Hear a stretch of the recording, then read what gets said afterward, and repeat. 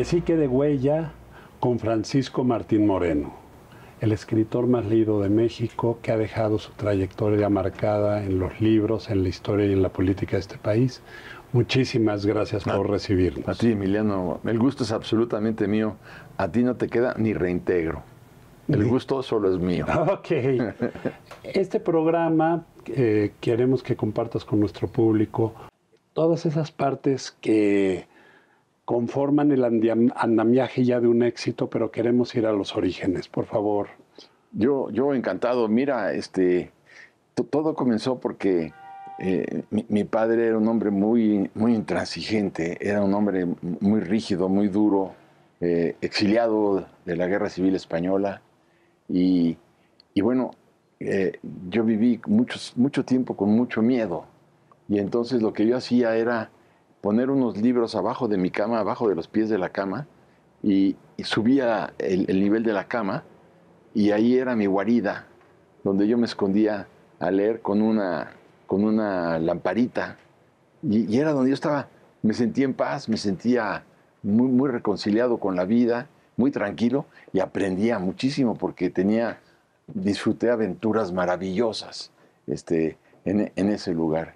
Y luego, donde se empezó a poner esto pues muy bonito, es cuando mi mamá, yo tenía 6 o 7 años, y mi mamá me invitaba, me agarraba de la mano y me decía, ya te voy a llevar a dormir, mijito. Entonces me acostaba, me tapaba, ella se sentaba en un banquito y me tomaba de la mano y me decía, yo no te voy a contar ningún cuento. Tú cuentas tantas locuras, tantos productos de tu imaginación que cuéntame tú algo y así verás que te vas a quedar dormido. Y yo le contaba lo que se me ocurría y me soltaba mi mamá la mano y decía, mamá, ella es la que se dormía. Okay. Yo dormía a mi mamá con mis cuentos, imagínate nada más. Oye, qué infancia tan peculiar. ¿Y de qué? Bueno, ¿cómo llega tu familia a México? Mi familia, por un lado mi mamá era alemana.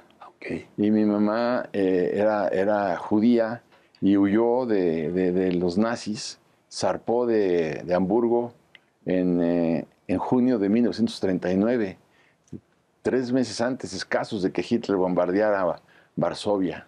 Y vino mi familia alemana a México, y por un lado, pero por otro lado, mi padre pierde la guerra, en la guerra civil en España, y llega también 2 años, 3 años después que mi madre. Y bueno, fue una experiencia porque los dos eran europeos, los dos estaban perseguidos por el fascismo europeo del siglo XX, y los dos llegaron con grandes trastornos emocionales, nerviosos, por todo lo que habían padecido en Alemania y en España. O sea, imagínate nada más qué historia, ¿no? Sí, yo hice un mural en el Colegio de México, el Sinaya, por los 75 años del exilio español. Entonces ahí también conectamos bueno, todo lo que significa la aportación cultural que ha dejado en México el exilio. Es maravilloso. Entonces eres hijo del exilio. Por los dos lados. Por los dos lados. Es algo que yo no sabía, pero en todas estas entrevistas uno trata de aprender. Pasa tu infancia y tu vocación fue muy temprana. ¿Dónde estudias? Mira, empezamos a estudiar en el Colegio Franco-Español, pero un maestro golpeó a mi hermano, y mi hermano era muy delicado de la nariz, sangró mucho, y mi madre no pudo con eso, y nos sacaron y nos metió en el colegio alemán. Imagínate, mi mamá era judía y dijo, la mejor manera de ocultar el origen judaico es metiéndonos en el colegio alemán. Fue lo peor que pudo haber hecho, en mi caso. No en el caso de mi hermano Enrique, pero en mi caso sí. Mi hermano Enrique era mayor que yo. ¿Por qué? Porque yo no soy bueno para los números, ni para la física, ni las matemáticas, ni para el dibujo constructivo, ni para nada. Entonces reprobé primero de primaria, tercero de primaria y sexto de primaria. Entonces imagina, porque además soy muy distraído. O sea, Si me concentro en algo, por ejemplo, lo puedo hacer muy bien, en algo específico que me guste. Pero por lo general, llegaba una maestra que era preciosa en sexto de primaria, Emiliano, y no se sentaba en la silla del escritorio, sino se sentaba encima del escritorio, cruzaba la pierna. Y reprobabas. Y fumaba, y echaba volutas de humo. Yo me erotizaba con las bolitas de humo. Claro, pues reprobé todo lo que tenía que reprobar, no había más remedio, digo, por supuesto que reprobé. Y entonces fue muy frustrante para mí todo esto y yo pues traté siempre de buscarme un espacio en el que yo no creía, con tal de tener cierto reconocimiento y reconciliación con la vida, porque todos mis hermanos eran de 10 de calificación y yo pues reprobé todo. ¿Cuántos hermanos tenías? 5. Órale. 5 exitosos y bueno, en fin, lo que te quiero decir es que llegó un momento en que estudié leyes sin querer estudiar leyes, porque yo lo que quería era estudiar historia y letras inglesas y castellanas y entonces, pero mi padre me dijo, eres un zángano, te vas a morir de hambre, eso no es el camino, y estudié leyes. Luego, afortunadamente, estudié leyes y me invitaron a trabajar en el Tribunal Fiscal de la Federación.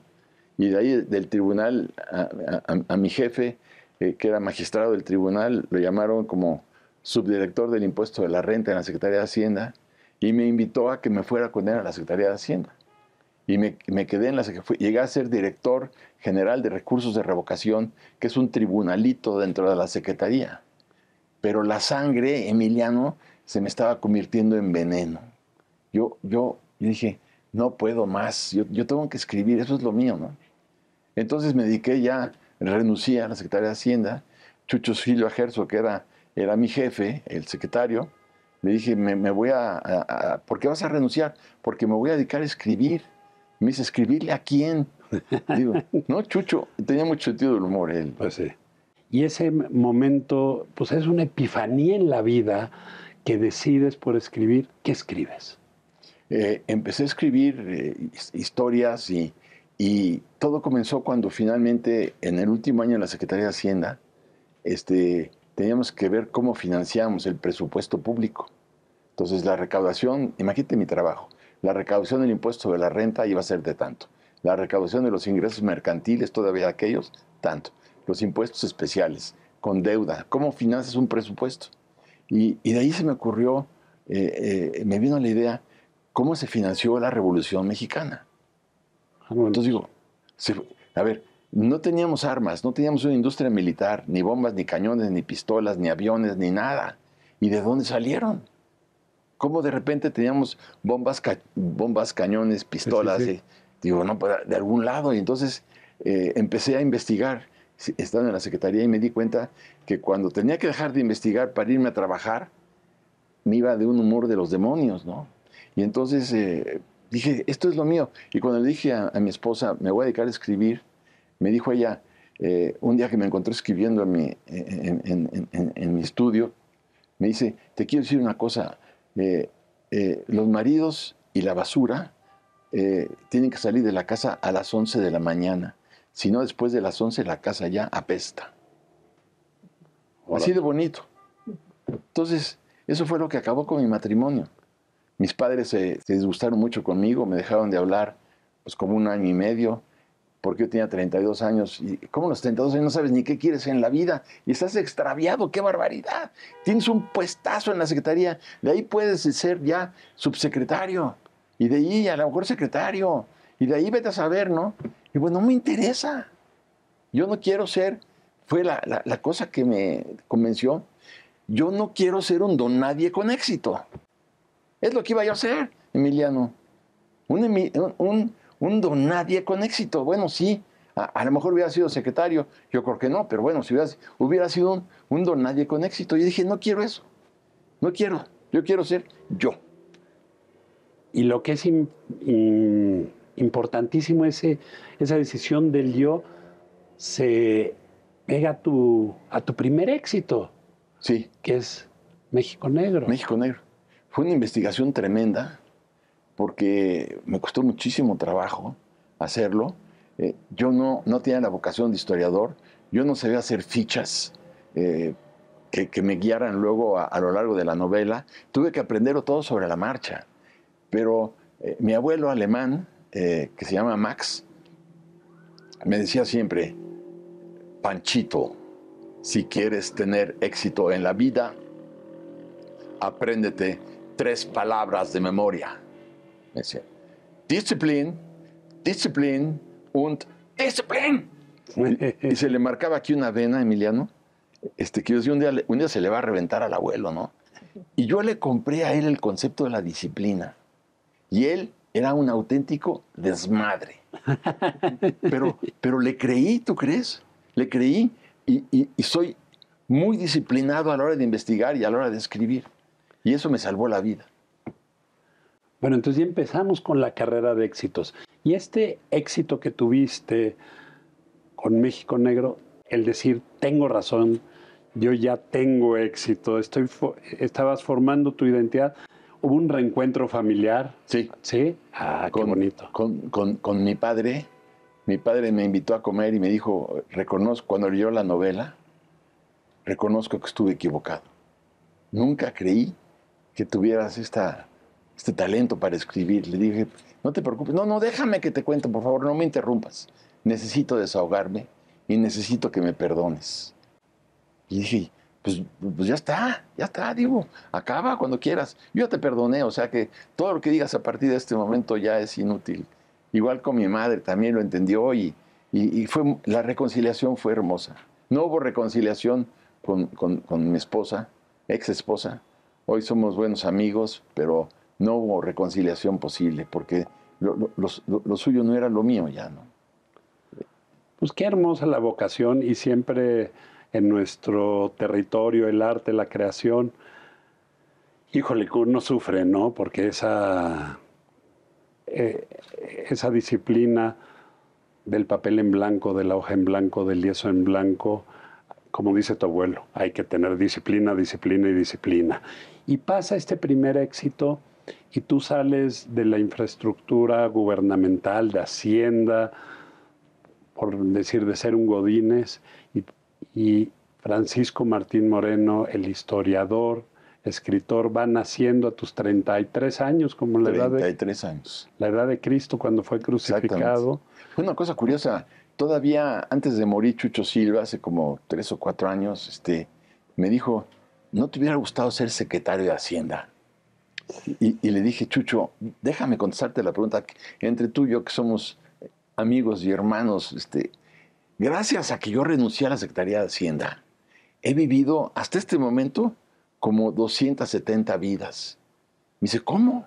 ¿Cómo 270 vidas? Sí, ya fui 2 veces Kaiser de Alemania, fui zar, fui 4 veces presidente de los Estados Unidos, 8 veces presidente de México, fui papa, fui piruja, fui bandolero, fui petrolero, fui maestro de escuela, he sido cuatrero, petrolero y bueno, y lo que tú quieras. He vivido 270 vidas y no nada más tan aburrida la vida como secretario de Hacienda. Por favor, Chucho, se moría de la risa. No, pues sí, es como Joaquín Sabina, todo menos policía.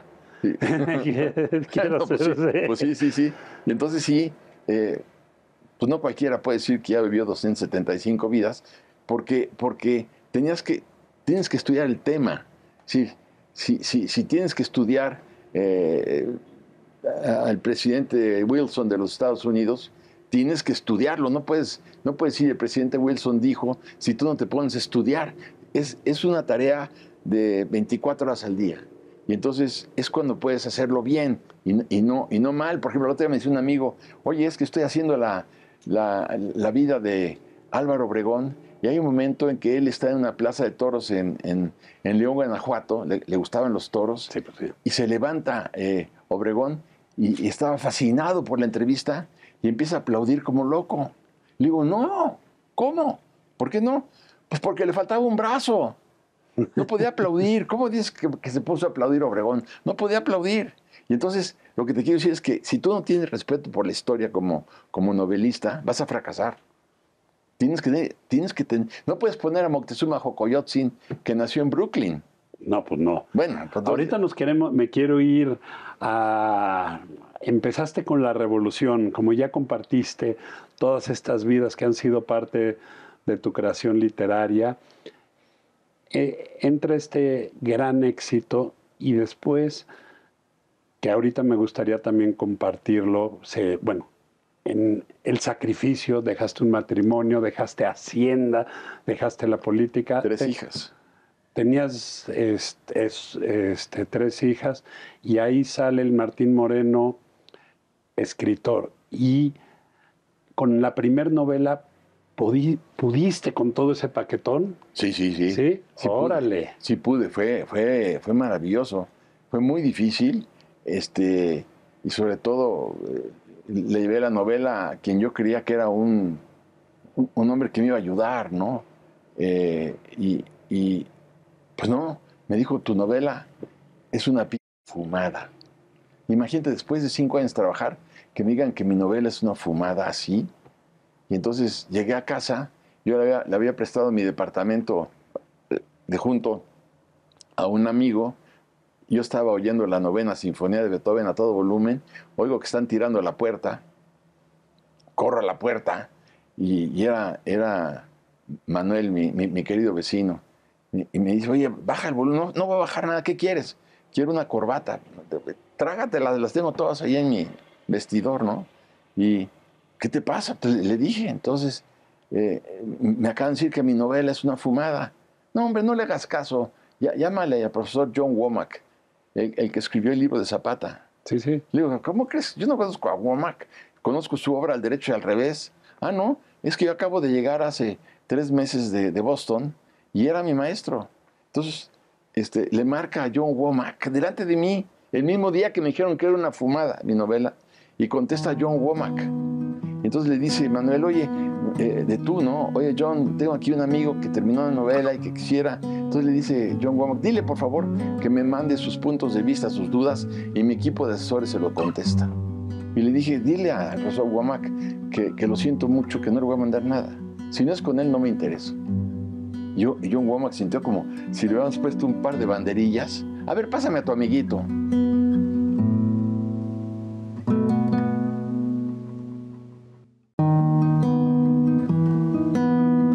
Dice Manuel, oye, de tú, ¿no? Oye, John, tengo aquí un amigo que terminó la novela y que quisiera. Entonces le dice John Womack, dile por favor que me mande sus puntos de vista, sus dudas, y mi equipo de asesores se lo contesta. Y le dije, dile al profesor Womack que lo siento mucho, que no le voy a mandar nada. Si no es con él, no me interesa. Y John Womack sintió como si le hubiéramos puesto un par de banderillas. A ver, pásame a tu amiguito. Entonces tomé la llamada, tomé el teléfono, y le dije, sí, profesor. Entonces me dijo, ya está usted conmigo ahorita en Boston. ¿Qué pregunta me haría? Sí, a quemarropa. Le dije, no, a ver, ¿no le parece a usted? Le dije que muy extraño el asesinato del presidente Madero, cuando el presidente Wilson de los Estados Unidos dijo que él quería hacer una mancuerna con el presidente Madero para vender el concepto de la democracia en América Latina. Y los malos hombres de negocios de Wall Street no querían eso porque querían tratar con dictadores en América Latina. Y Wall Street estuvo muy interesado en matar al presidente Madero a través del embajador Henry Lane Wilson. Y me dice, ¿cuándo puede usted venir? Ah, órale, qué padre. Eran las 2 de la tarde. Y le dije, ¿cuándo puedo? Mañana. ¿Cómo mañana? Mañana. Entonces me dijo, ¿y cómo le vas? Es mi problema, maestro. A las 9 de la mañana. Y corrí con el presidente. Bueno, de ahí me fui al aeropuerto en un estado de euforia brutal. Y pues, claro, un avión que salía a México, Monterrey, Dallas, hasta Boston. Y llegué en la noche en un tecolote y estuve con él a las 10 de la mañana. Entonces, platicábamos y lo mejor que me pudo pasar es cuando el profesor Womack le llama a su asistente y le dice, hazme una reservación en el club de profesores porque voy a comer ahí con el profesor Martín Moreno. Y nos fuimos los dos a comer al club de profesores de la Universidad de Harvard. Y de ahí me dijo, mira, el que más sabe de esto es el profesor Friedrich Katz de la Universidad de Chicago, porque escribió La Guerra Secreta de México. Él es el que más te puede ayudar. Llámale. No, le dije, ya en este momento eran John y Paco, ¿no? Y pues no conozco al profesor, bueno, conozco la obra, vamos, fue muy importante para mí. Entonces le marca al profesor, qué curioso, le marca al profesor Katz y le dice, tienes que recibirlo. Me dijo, es que me voy mañana en la tarde a Frankfurt y no lo puedo recibir. Entonces le dice, me pregunta, ¿tú puedes estar mañana a las 9 de la mañana en la Universidad de Chicago? Le digo, claro. A ver, claro que puedo. Entonces le digo, aquí lo espero. Ya así nació tu primer novela. Y ahí con eso termino, me fui con él a Chicago y le conté al profesor Womack todo, y de repente se levanta de su escritorio y me agarra de la mano y nos fuimos caminando por un pasillo. Y yo decía, tomados de la mano por el pasillo, ¿a dónde vamos, no? Y entramos al departamento de becas y le dice a una de las señoritas, quiero que le dé una beca al profesor Martín Moreno. Dije, no, profesor. Bueno, yo le hablaba a él en alemán, ¿no? Eso le encantó. Dije, no, por favor, no quiero. Claro que quiero una beca, pero ahorita lo que quiero es terminar mi novela, profesor. Entonces ya nos regresamos sin tomarnos de la mano y entonces me dijo, tienes que ir por favor a Washington y vas a preguntar por esta persona que te va a estar esperando. Yo ahorita mismo la voy a llamar y de ahí me fui a Washington y ahí cambió la vida, porque la mujer con la que él me recomendó me dejó entrar a la biblioteca del Congreso de los Estados Unidos y ahí encontré un libro que se llamaba The Standard Oil Company and the Financing of the Mexican Revolution. Así nada más se llamaba. Y entonces leí el expediente, salí corriendo, me eché unos marometas en Constitution Avenue y regresé y ya terminé la novela y se vendió, no te puedes imaginar, yo creo que son 800,000 ejemplares de México Negro, que yo nunca me imaginé. Yo cuando terminé México Negro dije, pues será para mis cuates, ¿no? Pero cuando lo leyeron los editores de Planeta, pues les encantó y yo estoy fascinado con el resultado. Y ahí se vuelve La Bolita de Nieve, que es Francisco Martín Moreno. ¿Y cuál es el libro que ha tenido el mayor tiraje? Los Arrebatos Carnales. Sí, siempre. Los Arrebatos Carnales es la historia amorosa, íntima, de los principales protagonistas de la historia de México.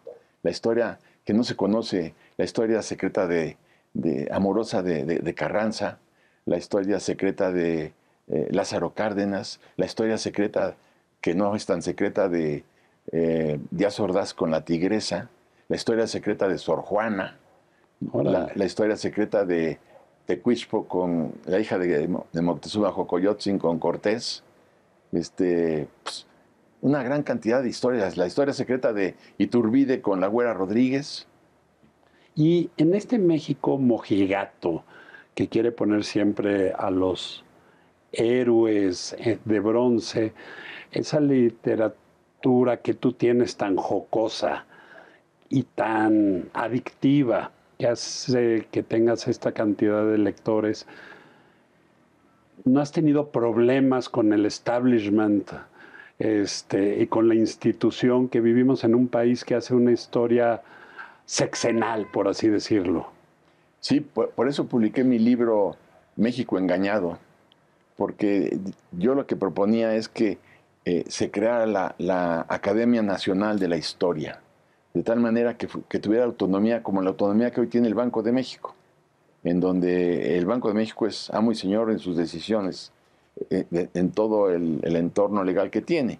Entonces yo dije, no es posible que cada gobierno quiera tener su propio libro de texto, sino que la Academia de Historia, con nuestros historiadores, hay historiadores maravillosos en este país, que son los que escriban los libros de texto acompañados de pedagogos y como quieras, pero que las decisiones de la Academia fueran respetadas por el gobierno y que el gobierno no tuviera ninguna posibilidad de intervención.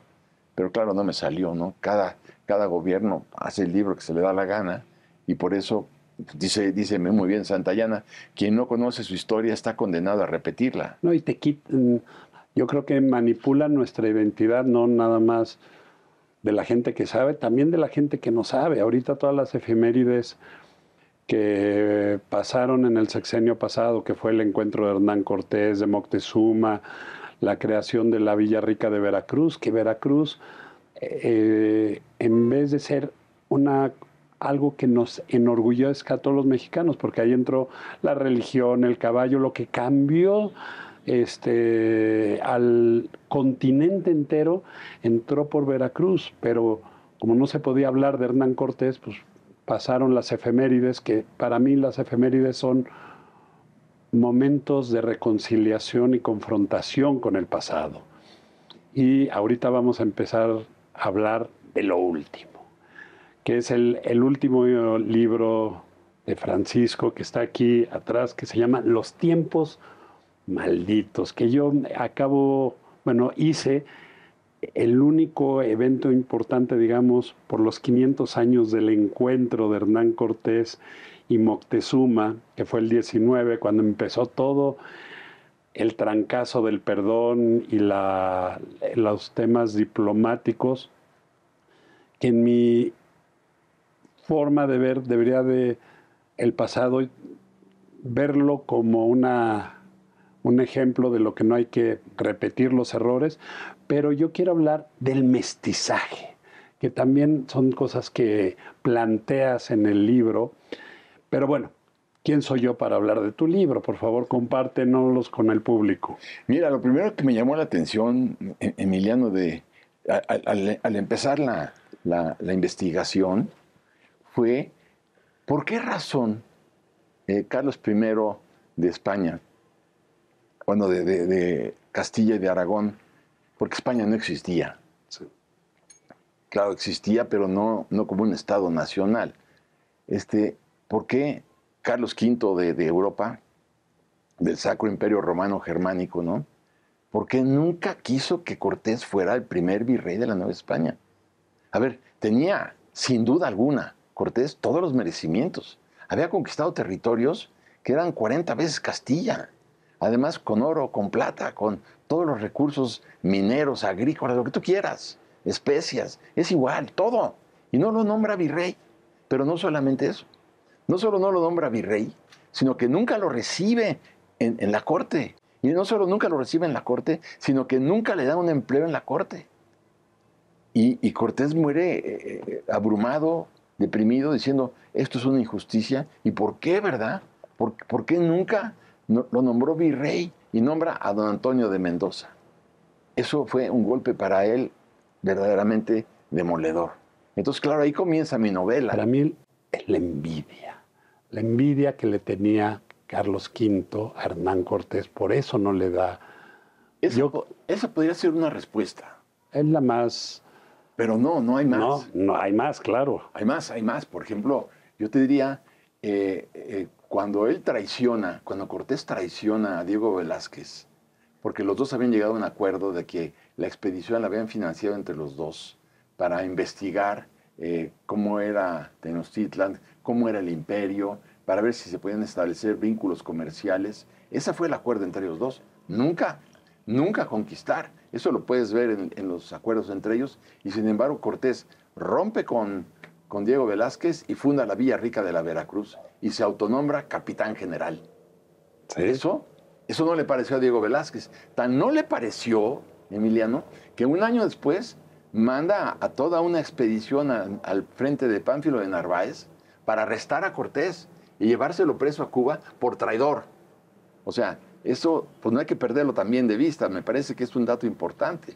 La expedición de Pánfilo de Narváez, que viene a arrestar a Cortés, confirma su carácter de traidor y eso no se lo perdonó nunca a Diego Velázquez. Claro que Diego Velázquez, a su vez, le informa a Carlos I de lo que estaba sucediendo. Pero también hay que recordar que Carlos I, en 1519, tenía 19 años. Sí. No hablaba castellano, hablaba muy bien francés, hablaba muy bien alemán, entre otros idiomas, pero no hablaba castellano, tenía 19 años. La primera carta de relación que le manda Cortés a Carlos I es de marzo de 1520. Es una obra maestra de la literatura. Absolutamente, sí. A ver, ¿quién va a cuestionar el talento de Cortés para escribir? ¿Y quién a ver, no solamente eso, ¿quién va a cuestionar la audacia de este hombre de meterse con 400 soldados en un territorio gigantesco que tenía poderes militares enormes? No, como decía Octavio Paz, a Cortés es muy difícil quererlo, pero imposible no admirarlo. Absolutamente hay que admirarlo, porque tienes que tener una audacia y un talento brutal. No solamente era la audacia, era un estratega genial. O sea, todo esto hay que reconocerlo. Bueno, si no se trata de denigrar, nada más lo que sí quiero poner hechos concretos. Cortés es un traidor a Diego Velázquez. Cortés nunca es recibido por el rey. Cortés nunca es nombrado virrey. O sea, son... ¿Y se enamora de la Malinche? Yo no estoy seguro que se haya enamorado de la Malinche. Yo creo que eran intereses creados entre ellos dos. Intereses creados que en el sentido de que los dos se necesitaban. Es decir, déjame darte un dato en ese sentido. Malinche, bueno, Malinali, Malinche siempre va a ser Cortés. Cortés, sí. Es decir, no se vale decir que Malinche es una mujer. Malinche es Hernán Cortés. Ella es Malinali, ella es Malintzin, ella es Doña Marina, como quieras. Bueno, yo estoy convencido de que esta mujer fue la clave de la conquista de México. ¿Por qué?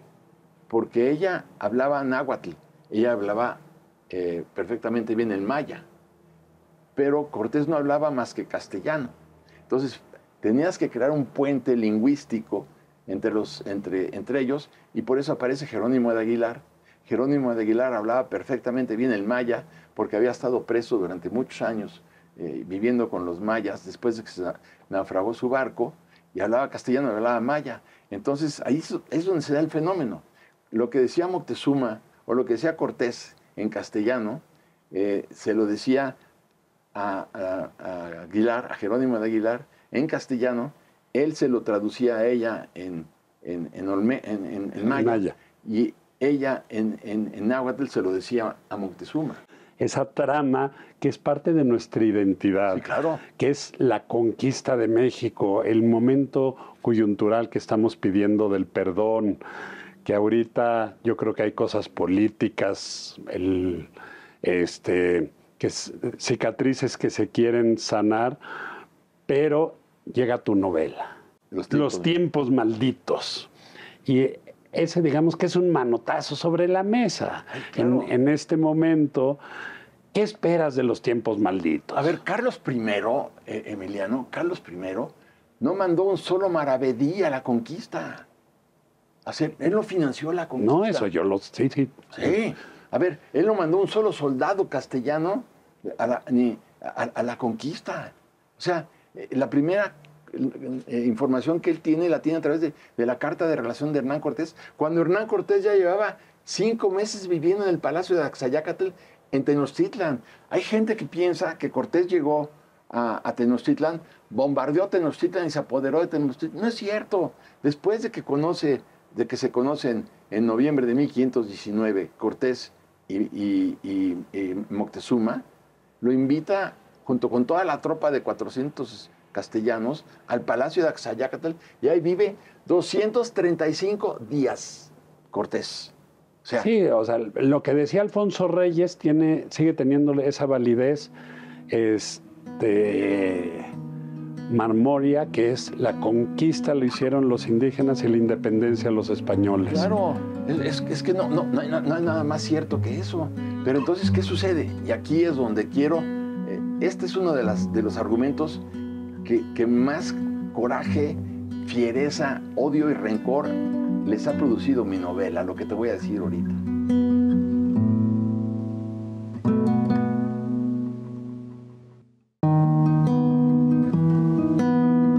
Lo que decía Alfonso Reyes sigue teniendo esa validez,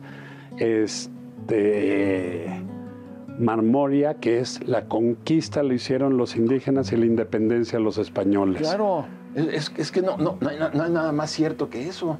Pero entonces, ¿qué sucede? Y aquí es donde quiero, este es uno de los argumentos que más coraje, fiereza, odio y rencor les ha producido mi novela, lo que te voy a decir ahorita. Llega Pánfilo de Narváez a Veracruz para arrestar a Cortés. Cortés llevaba 235 días viviendo encantado, con mujeres, con todo, y que estuviera con Malinali. Él se las arreglaba para estar comía muy bien, conoció todo Tenochtitlan, conoció la Casa de los Animales, conoció el Palacio de Moctezuma, conoció el Templo Mayor. O sea, habían hecho todo tipo de turismo en la capital, ¿no? Y en ese momento llega Pánfilo de Narváez y le dicen a Cortés: viene a arrestarte. Y él sabía muy bien las que le debía a Diego Velázquez. Entonces va Cortés abandona Tenochtitlan para ir a guerrear, a pelear con Pánfilo de Narváez, y le gana. Cortés, con el talento que tenía brutal, le gana. Pero hay un dato que pocos saben cuando se presenta con Pánfilo de Narváez. Él se viste para confundir de local. Lo sorprende en la mañana, Pánfilo de Narváez, lo sorprende en la mañana, en una mañana muy lluviosa. Lluviosa, sí. Y lo sorprende y Pánfilo pierde un ojo y en fin. Pero eso no es lo que te quiero decir. Lo que te quiero decir es que cuando ya viene de regreso, y esta es la figura que atenta contra la concepción de muchos historiadores mexicanos y españoles, es cuando ya viene de regreso de Veracruz a Tenochtitlan, le dice Diego de Sandoval: Hernán, aquí hay 3 negros infectados de viruela. Lo que tenemos que hacer con ellos es matarlos ahora mismo y quemarlos. Porque si nos los llevamos a Tenochtitlan, se van a morir los mexicas como moscas, como pasó en las Antillas. No se te olvide que en las Antillas, cuando llegó la viruela, se murió el 80% de la población indígena porque no tenían los anticuerpos que sí tenían los castellanos. Entonces, matémoslos y los quemamos. Y aquí es donde esto produce erisipela. Cortés dice: estás en un error, Gonzalo. Nos los tenemos que llevar porque se va a producir la pandemia, se va a producir una peste espantosa y Carlos I nunca me va a poder acusar a mí, de acuerdo a las leyes de residencia, que yo maté a nadie. Se murieron solitos y se los lleva. Entonces, claro, me dicen, la pandemia mató al 70% de la población indígena, mató inclusive a Cuitláhuac, el Tlatoani. Entonces dicen, Cortés no sabía. Entonces aquí viene una discusión histórica interesante. ¿Cortés sabía o no sabía? Cortés camina durante 20 días de Veracruz a Tenochtitlan, y Veracruz sabía exactamente todo lo que ocurría en cada paso, porque era un estratega y revisaba la tropa y platicaba con todo el mundo, porque pues también tenía un don de relaciones humanas, era un hombre muy completo, ¿no? Y claro que sabía. Que ese hombre completo también le da urticaria a las narrativas oficiales, porque lo ponen como un bestia, pero un bestia no puede escribir como escribía. Bueno, un bestia, el tema diplomático y maquiavélico, y también un empresario. Y lo que también no mencionan de Hernán Cortés, que es uno de mis fantasmas mentales, es que Hernán Cortés no nada más es una figura, es una familia. Su primo era el de Perú. El de Perú, el que conquista Perú, sí, Pizarro, y su otro primo, el que hace la primera expedición a Asia. Entonces esa familia, también Hernán Cortés, que tenía ese toque personal maquiavélico, que hay un libro que se llama El primer Maquiavelo de América, es estratega, es escritor, pero también es empresario. Pero también es asesino. También asesino, y también esa visión de utilizar a los probablemente las primeras estrategia de armas tóxicas o químicas. Entonces, pero fíjate nada más, cuando se va acercando a Cholula, la matanza de Cholula. Cholula, sí, uno de los puntos más negros, o el más negro de toda la conquista. No, yo te diría que peor estuvo la del Templo Mayor. Pero no era de Cortés, Cortés ya estaba fuera. Ahí hay un punto muy interesante. Cortés sabía que había ido a combatir a Pánfilo de Narváez, pero ahí le encarga, bueno, no le encarga, él junto con Pedro de Alvarado encadenan al Tlatoani, encadenan a Moctezuma, ahí delante de todos, y Moctezuma lo permite. Y en las fiestas del Toxcatl, las fiestas del Templo Mayor, ellos acuerdan, mientras yo esté fuera, tú te encargas de decapitar a todos los militares, porque yo no quiero de regreso encontrarme con nada. Y él lo arregla con Pedro de Alvarado para que la historia se le echara encima a Pedro de Alvarado, que era un canalla y era un salvaje, y él es el que lo ejecuta en ausencia de Cortés. Pero tú me vas a decir a mí que Pedro de Alvarado sí iba a decidir hacer esta terrible matanza del Templo Mayor sin que Cortés supiera. No, hombre, no. Ahora también viene la pregunta, ¿Cortés sabía o no sabía? ¿Había un acuerdo o no había un acuerdo? Cuando ves que encadenan a Moctezuma, al Tlatoani, y le ponen grilletes en los pies, es cuando dices, ya lo estaban preparando todo. porque Cortés dijo, yo no me puedo ir sin inmovilizar al Tlatoani. Imagínate, era un hombre que era el supremo sacerdote. No, pero el más poderoso. Semidios, le consideraron un semidios, supremo sacerdote. Era un hombre, y lo encadenan. Entonces cuando dices, Cortés, ¿Moctezuma era un cobarde o no era un cobarde? Esa matanza, la de Cholula, la matanza también del Templo Mayor, en los juicios de residencia, son los que hay que estudiar. En los juicios de residencia le dicen, ¿cómo es posible que desde que llegan los españoles, los 3 tlatoanis mueren? Muere Moctezuma, que no muere Moctezuma, lo asesinan a Moctezuma, sí. junto con Cacama y con todos los que tú quieras, el día anterior a la Noche Triste. Pero también una de las razones que más indignan en los juicios de residencia es el asesinato de Cuauhtémoc, cuando se fue a las Cibueras, y cómo prácticamente lo crucifican y lo cuelgan de un palo con los brazos cruzados y una cruz entre los brazos. O sea, y esas son realidades, son hechos. Los 3 tlatoanis mueren, 2 asesinados y 1 por la viruela. Entonces, claro, no son opiniones, porque cuidado, yo lo que quiero es llegar a los hechos concretos. Eso es lo que a mí me nutre y me sirve para comunicar lo que realmente aconteció. Y lo que estoy esperando es ahora una crítica feroz a lo que yo estoy diciendo para encontrarnos en un nuevo... Yo no soy poseedor de la verdad. Lo que quiero es, esta es mi propuesta, ¿cuál es la tuya? Pero con respeto, ¿no? Porque de otra manera no nos vamos a entender, ¿no? Pero ahorita existe la autocensura. Sí, como no. Sí, el respeto ahorita es tratar de enterrar las cosas a veces en el silencio y tener un dogma. Entonces, a mí me gustaría volverte a entrevistar cuando haya existido esas réplicas, que yo creo que... No tardan, ¿eh?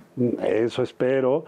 Y ahora que ya estamos llegando a la conclusión de nuestro programa, estimado Francisco, ¿qué le recomiendas a alguien que quisiera ser escritor, historiador, en este mundo lleno de inteligencias artificiales y que el tiempo de leer y de estudiar lo que tú has pasado y sufrido, las nuevas generaciones no lo ven?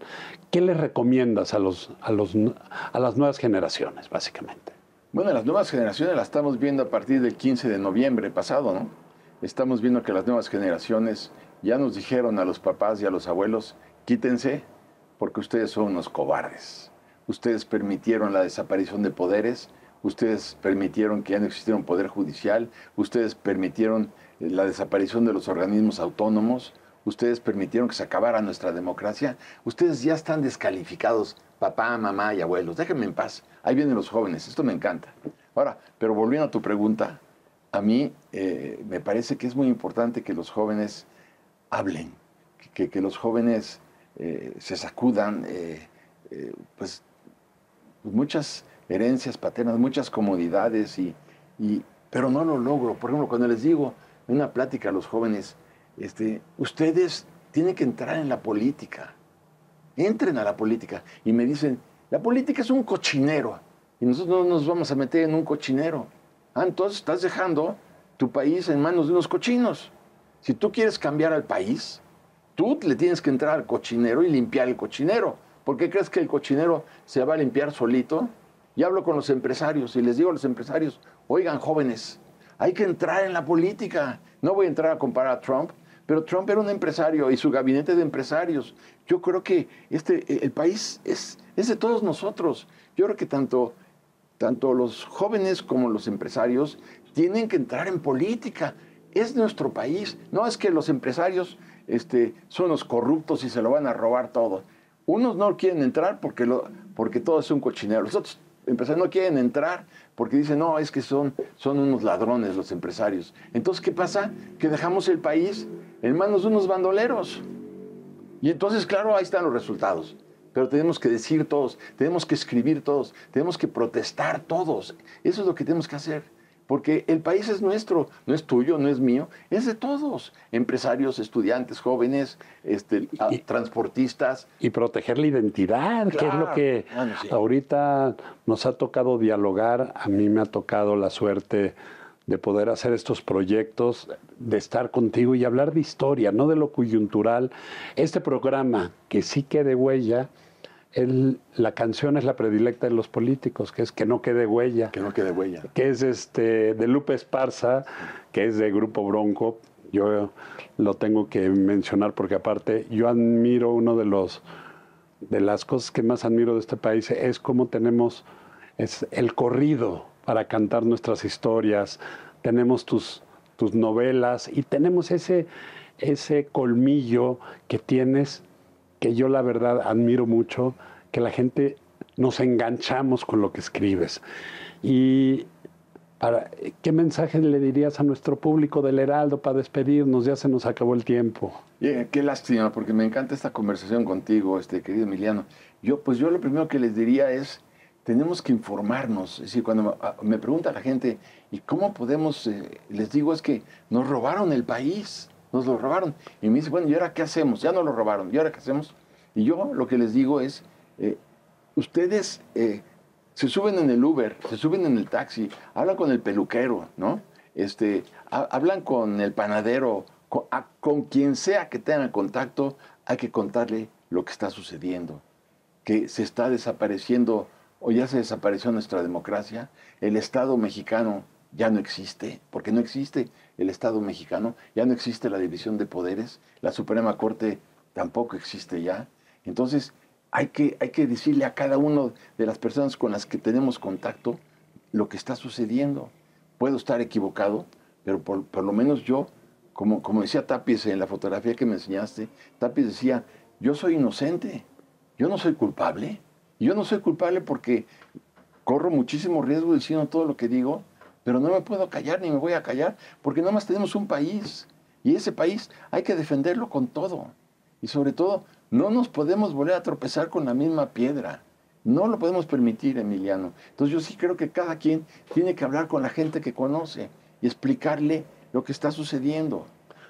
Pues esta herramienta que nos da el Heraldo de México es la mejor.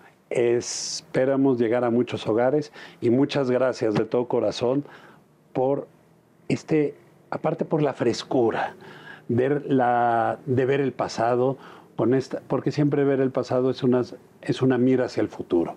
Entonces, todos queremos un mejor país, todos luchamos por tener un mejor país y lo hacemos desde nuestra trinchera. Eso es lo que hace falta, por tener un mejor país, todos unidos por un México mejor. Sale. Pues muchísimas gracias. A ti, Emiliano, te agradezco mucho a ti. Muchas gracias. Gracias. A ti.